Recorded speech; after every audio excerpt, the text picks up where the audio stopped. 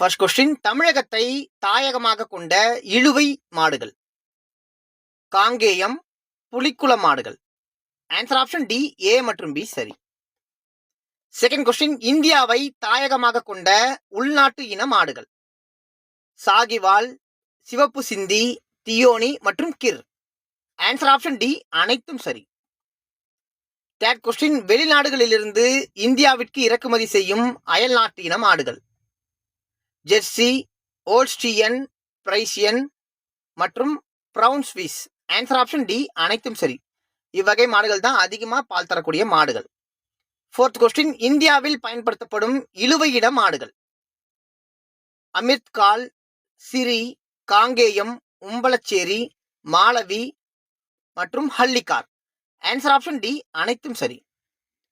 Fifth question, இந்தியாவில் பால் உற்பத்தி மற்றும் இழுவை ஆகிய இரண்டிற்கும் பயன்படுத்தப்படும் மாடுகள்.